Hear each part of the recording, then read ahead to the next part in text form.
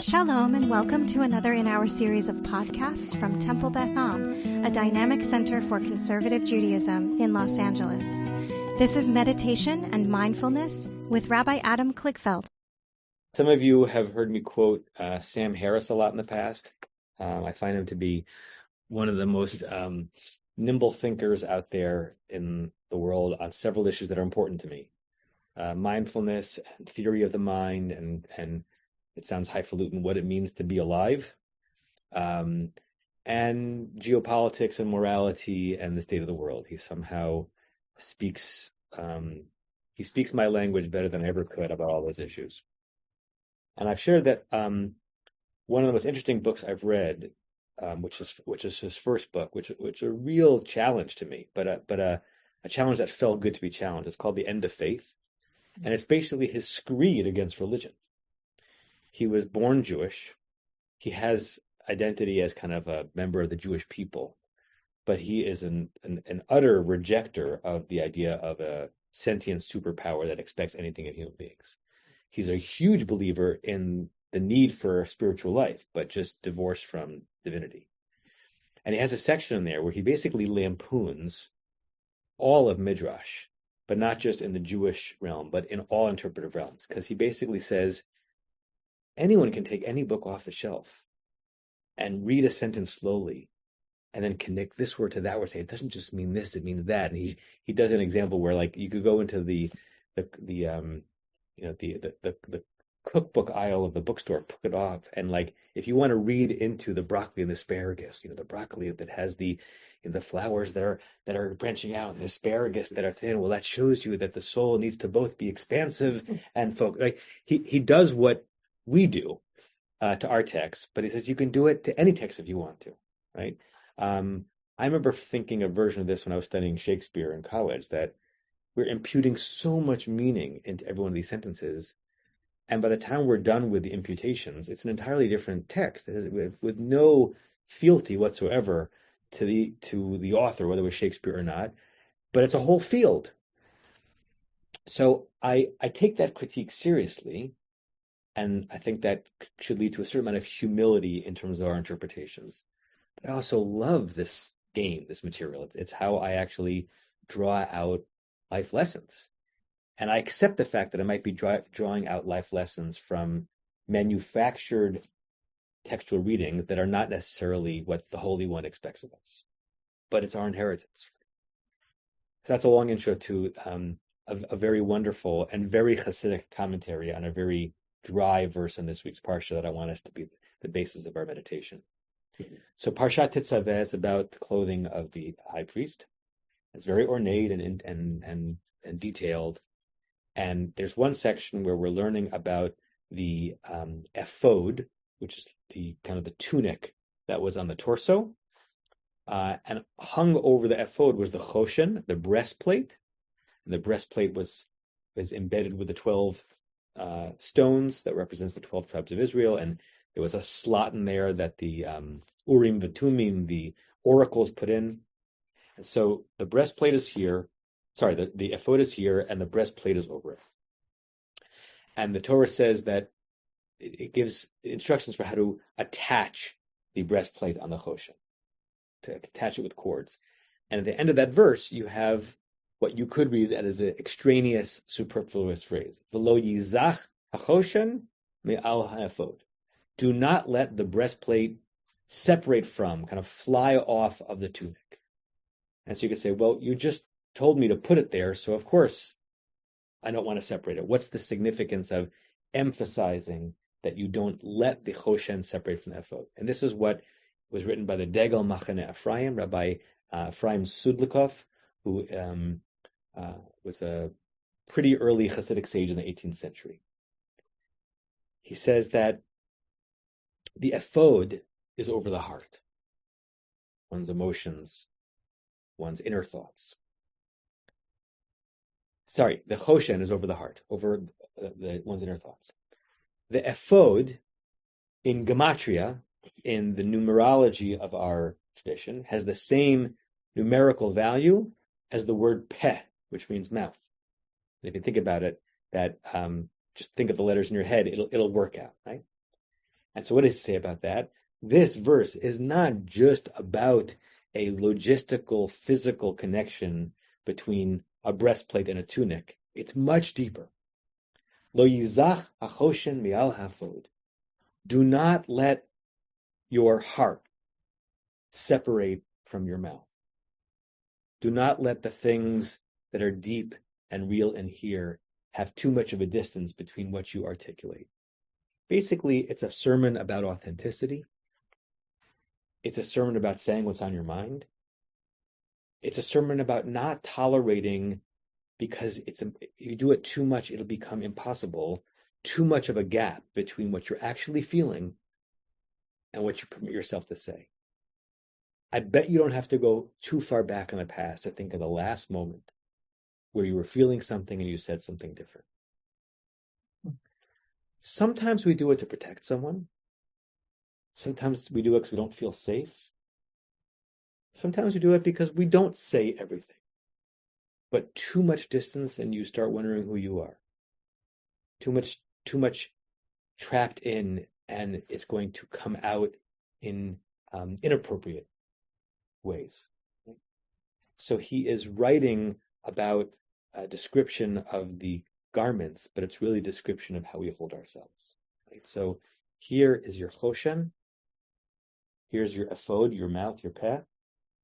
Just align them as much as possible.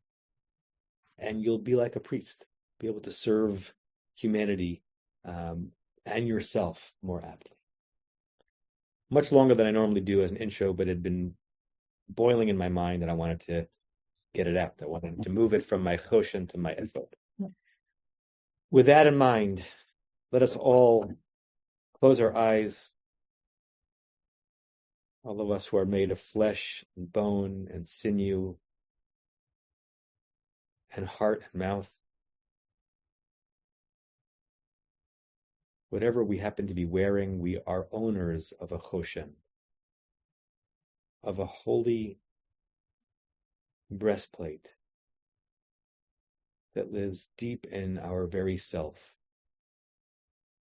Where is the self in the body? Not even Sam Harris knows. It's some construction of the brain that jumps several realms and becomes mind. But we think of the self as living in the head and feeling in the heart. We're scientific enough people to know that you don't actually have an emotion in your heart. Love doesn't actually live in that muscle. But we accept it. So think of your heart. Not just the beating muscle, not just the mechanism that pumps blood, but think of it as the holder, the repository of your innermost you. Your wishes, your hopes, your desires, your frustrations, your wonder, your doubt. Just imagine all of that being held by your heart, represented by your choshen. As if all of that which is uniquely you could be concentrated in that part of your body. Suspend enough disbelief that you can feel that, you can see that.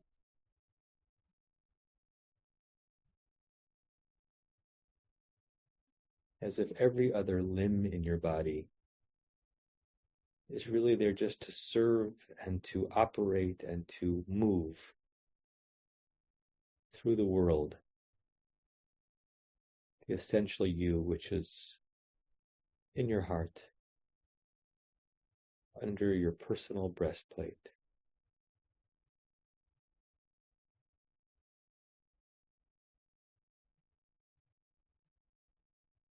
What do you hear yourself saying?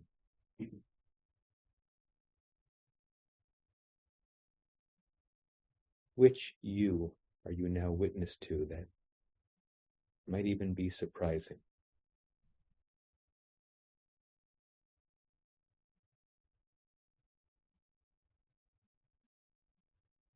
What are the truths of your choshen that are revealing themselves?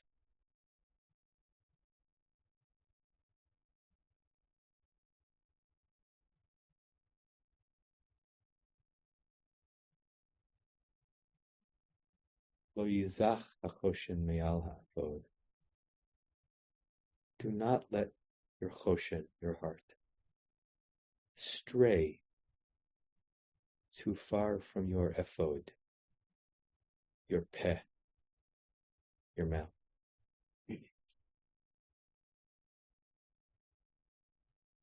Think of your mouth for a second. It may feel strange, but conjure your own mouth. We know that the mouth doesn't think. The mouth, if you break it down, are a series of muscles that change the shape of an opening so that when sound comes out, it forms syllables that form words that form meaning. But the thinking is way beyond that. But for the purpose of this meditation, imagine that just as your heart is actually the source of the truest you, your mouth is literally doing the speaking, forming the words, controlling what is said and what is not said.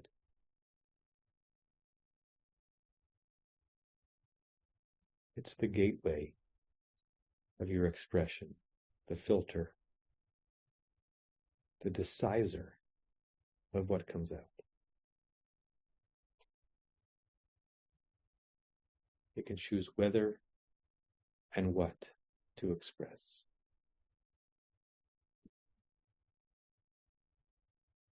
V'lo yizach hachoshen me'al ha'avod. Do not let your heart stray too far from your mouth.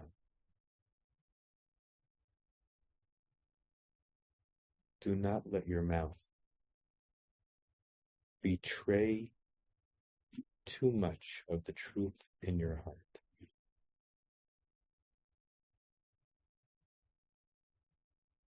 Align them. Connect them so that you flow, so that your realist self emerges, so that you're not trapped and imprisoned, but rather presenting yourself to the world and to yourself with authenticity.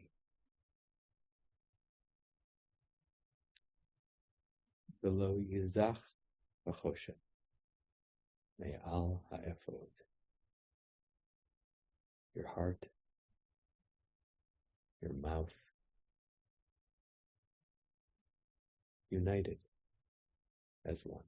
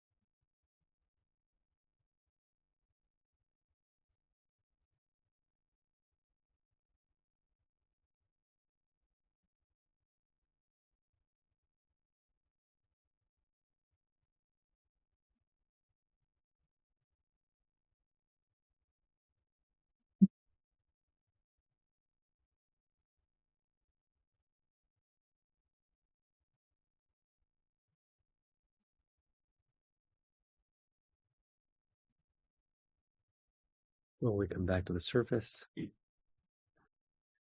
share the closing meditation prayer. We'll say it 3 times together. May we and all beings have happiness in the causes of happiness. May we all be free of suffering in the causes of suffering. May we all experience true happiness that has no taint of suffering. May we live in great equanimity, free from burdening attachment to loved ones and contempt for others, but rather with compassion for all. May we and all beings have happiness in the causes of happiness. May we all be free of suffering in the causes of suffering. May we all experience true happiness that has no taint of suffering. May we live in great equanimity, free from burdening attachment to loved ones and contempt for others, but rather with compassion for all. May we and all beings have happiness in the causes of happiness. May we all be free of suffering in the causes of suffering. May we all experience true happiness that has no taint of suffering. May we live in great equanimity, free from burdening attachment to loved ones and contempt for others, but rather with compassion for all. And as you go through your day and take in Shabbat with your choshen and your ephod, with your heart and your head, wish you all a shalom, Shabbat shalom, namaste. Have a good day, everyone. You have been listening to another in our series of podcasts from Temple Beth Am, a dynamic center for conservative Judaism in Los Angeles. If you enjoy these podcasts, we invite you to write a review on the Apple Podcast site or wherever you get your podcasts. For more information about Temple Beth Am Los Angeles, go to tbala.org.